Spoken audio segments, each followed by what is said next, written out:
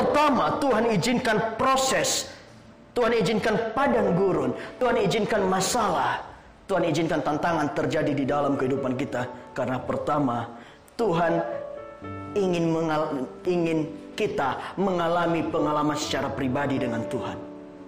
Tuhan mau kita punya pengalaman pribadi dengan Tuhan, Bapak Ibu. Betul?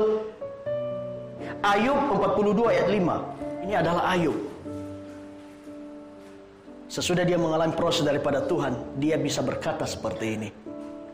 Hanya dari kata orang saja aku mendengar tentang Engkau. Bapak Ibu, sejauh mana kita selama ini cuma hanya mendengarkan kesaksian dari orang bahwa Tuhan Yesus itu baik?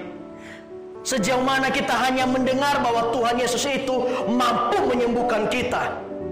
Sejauh mana kita bisa hanya mendengar bahwa Tuhan itu mampu memulihkan keadaan kita, tetapi hanya dengar dari orang, tidak pernah mengalami. Justru itu Tuhan izinkan tantangan, masalah terjadi dalam kehidupan kita. Supaya apa? Kita juga mengalami, Bapak Ibu. Mengalami bagaimana rasanya ditolong Tuhan. Mengalami bagaimana rasanya Tuhan itu adalah Allah yang luar biasa. Kita mengalami satu kalimat bahwa bagi Tuhan tidak ada yang mustahil. Dan kita mengalami Tuhan bisa pulihkan keluarga kita. Kita bisa mengalami Tuhan dahsyat dan luar biasa. Itu dia. Kenapa Tuhan izinkan sesuatu itu terjadi dalam kehidupan kita, Bapak Ibu. Hanya dari kata orang saja aku mendengar tentang Engkau, tetapi sekarang mataku sendiri memandang Engkau. Bapak Ibu, Tuhan mau iman kita dibangun bukan dari apa kata orang. Bapak Ibu, saya rindu semua di tempat ini punya kesaksian pribadi-pribadi tentang bagaimana Tuhan tolong hidupnya. Amin.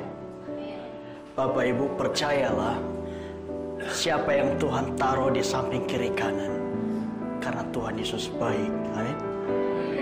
Tuhan izinkan segala sesuatu terjadi yang kita alami dalam kehidupan kita, karena Tuhan Yesus baik. Dia mau bentuk kita lebih indah lagi, lebih excellent lagi, lebih luar biasa lagi.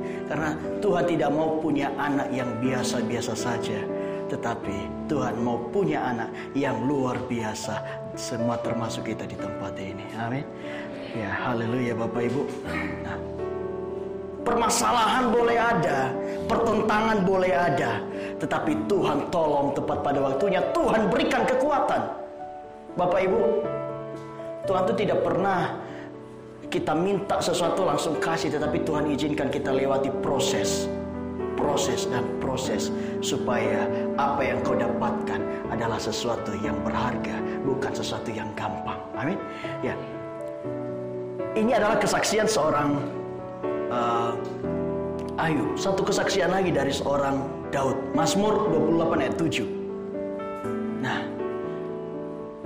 dan saya juga rindu Bapak Ibu, kita semua di tempat ini mengklaim perkataan ini terjadi ya dan amin di dalam kehidupan kita. Tuhan adalah kekuatanku dan perisaiku, kepadanya hatiku percaya. Aku tertolong, sebab itu beria-ria hatiku, dan dengan nyanyianku aku bersyukur kepadanya. Inilah kejadian, ini adalah keadaan seorang seorang Daud ketika mengalami pertolongan Tuhan, Bapak Ibu. Banyak hal Tuhan tolong seorang Daud. Ketika dia harus melawan seorang Goliat, Tuhan tolong. Ketika Daud dikejar-kejar oleh Saul untuk dibunuh oleh Saul, tetapi Tuhan tolong dia. Nah, saya rindu perkataan ini juga menjadi klaim iman kita yang sudah merasakan pengalaman pribadi dengan Tuhan. Kita tahu bahwa Tuhan adalah kekuatan dan perisai kita. Kalau Tuhan udah jadi perisai kita, kiri kanan siapa yang mau serang gak mempan. Karena apa? Tuhan yang mengelilingi, melindungi, mengcover kita adalah kuasa Tuhan yang jauh lebih besar dari kuasa apapun di dunia ini.